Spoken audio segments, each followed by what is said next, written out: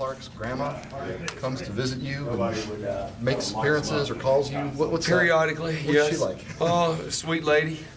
You know, wants the best for her grandson, and you know, she's our feather in our cap, so to speak, that we can contact her when we feel like we need to, because he doesn't want to let her down or embarrass her or any of that stuff. So it's kind of nice to have. Did you get to know her at all during the recruiting Oh, process? not really. To be honest with you, I really didn't. Had met her, but you know, not because not intimately. You know, like just because I didn't. I was involved with recruiting beyond, but not the main guy. You know, so I saw him more at home or at school than I did at home. Surprised at all when you start getting phone calls from her? Go for it. No, Gets calls from no, not at all. I mean, she cares about her grandson, and she's treating him like her own son. Which, like I said, she's a great lady, sweetheart of a lady that has high expectations of Dion, to do things right. So. You guys had pretty high expectations for him, and I know you said if he kept his stuff together off the field, he could be. How's he done? He's better. He's better. I mean, he really is. He's better, and he still needs to be consistent, even on the football field, off the field. All that ties in together. But he's steadily improving. Is he where he needs to be yet? No. Is he making progress? Yes. So I'm encouraged by.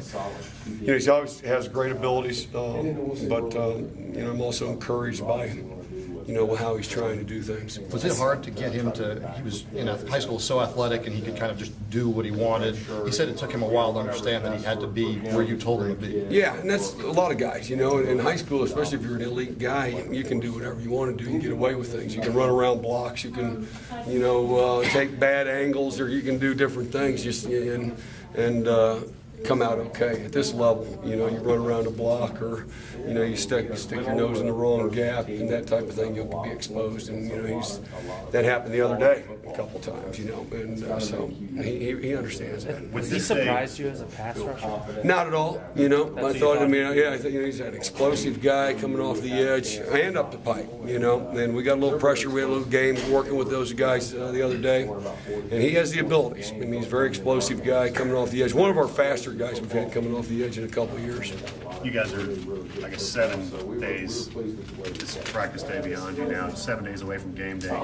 Any you get the day chance, any sense or feel at all that you're going to get Luther back next week, or is that? I don't know yet. It's too hard to tell. Yeah.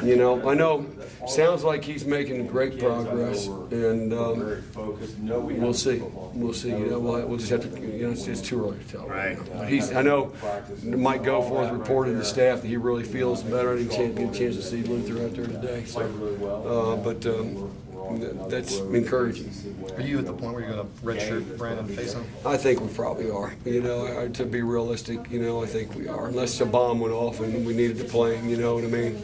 But I think we are. I mean, we just get him where we can get him at full speed. Because I tell you what, turn the video on last year and you turn it on this year, it's two different guys. You almost think it's a different guy in that same uniform, But it's part of the injury, though. What do you see out of Pitt? Totally different from what we just saw. Big up front, physical. Obviously the Connor kid at tailback's a big physical kid. They got another kid, the Bennett kid's a big physical kid. The quarterback's playing really well. He's more mobile than the guy they had last year. They will run the quarterback on some quarterback sweeps and different things of that nature. And then you got the Boyd kid, outside that's really dynamic. But they've got a couple other guys too that are, just good. They're a physical, good football team. I watched them against Virginia, and it looked like they sleptwalked through the first half. And they came out in the second half and kind of got after Virginia's tail. But it was a little too little and too late. When it was all said and done. But very capable, very physical, and they want to be able to run the football and have success with that, and that sets up their passing game, which is more of a play-action pass, throw it down the field type mentality. So we've got to do a good job stopping the run.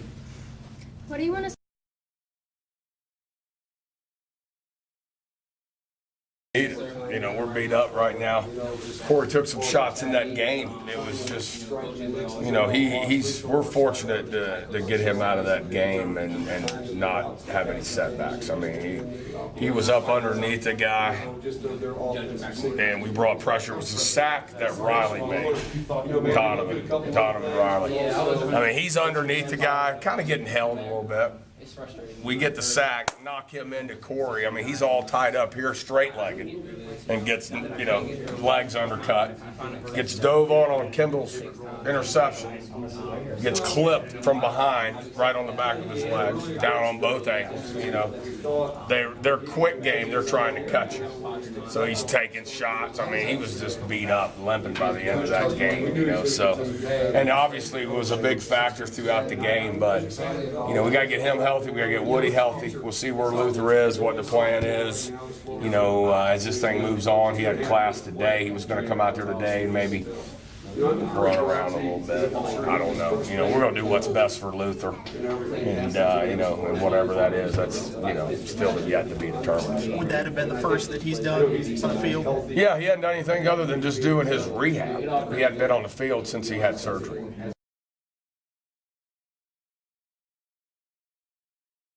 We were talking about playing 6 running backs, and now you've got about 2. Just JC and Joel now. What do you think? And how they play against North Carolina? You know, tough situation to lose. You know, the guys that we've lost, and Marshawn and Trey in the same game. Got a lot of confidence in JC and Joel. I've said that from the get-go, and those guys came in and did a good job. They really did. You know, Joel had some nice runs. JC had some nice runs.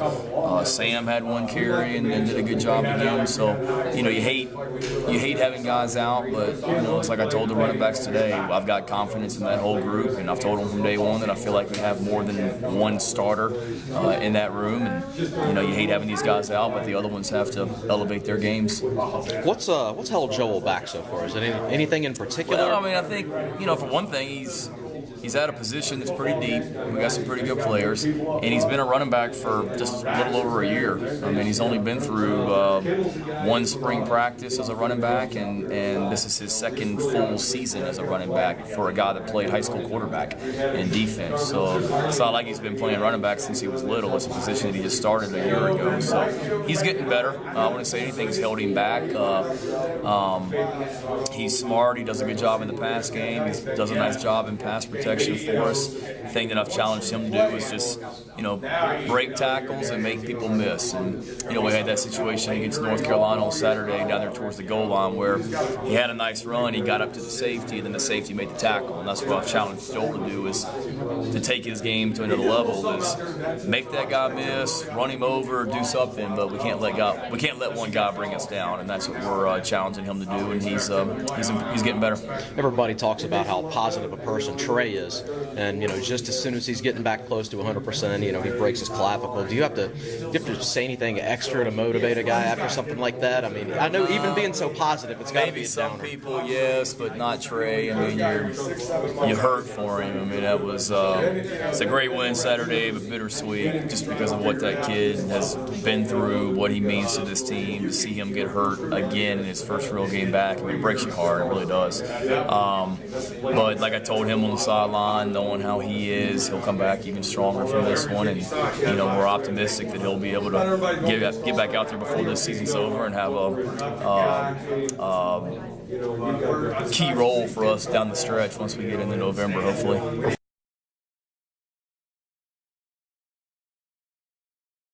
What was the biggest game of your career, obviously, out there Saturday? What was the key to your success? Were you feeling faster than normal, or was it just a good matchup for you? Yeah, I think it was. I mean, I knew it was going to be a good matchup going into the game. In our opinion, left tackle was their weakest point, and I'm just glad our coaches let me be one-on-one with them all game, and my teammates allowed me to have a lot of one-on-one matchups with them. So. Scheme and just my teammates. You seemed like you guys were able to get success just rushing 4 this past week, and didn't blitz quite as much. Is that going to be a key going forward, just to know that you can get pressure with just your defensive lineman? I mean, you have to take it up with coach, but we did apply a lot of pressure, and I think the main reason why we stayed in four-man pressure, it was kind of hard to get people off the field with their up-tempo offense. to my offense ended up working in our favor and not in theirs. So it was, we executed pretty well. Were you surprised when you heard that you had 71 points? I think that's tied for the highest in because I mean, last year the person I tied it with J.R. Collins. Last year he got it in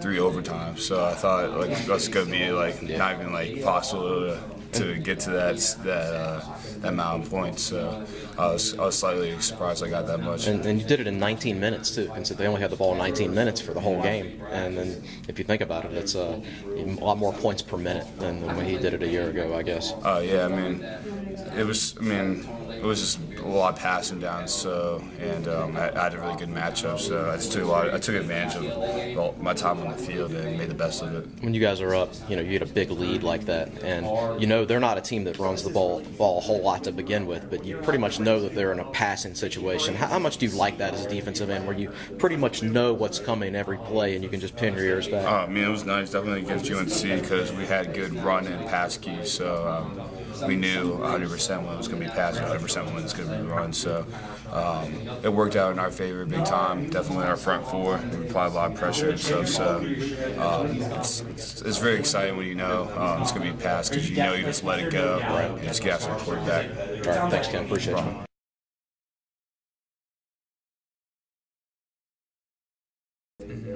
To the fullest, but I'm sure we'll handle it.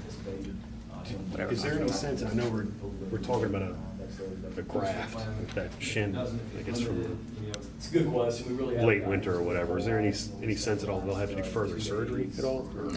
No. It's healing, but it's just a slow process of healing. Gotcha. Dealing with bone, a normal bone to heal from like a fracture or a break, 8 to 12 months. Yeah. That's the normal time for a bone healing. But I'm only 5 out, so I got to be realistic to myself. Did you expect it to take this long? I didn't, but I think that was just kind of like the blockage of. You wanted to be superhuman. Yeah. And like I said, I can play through pain, but dealing with bone, it's just something different.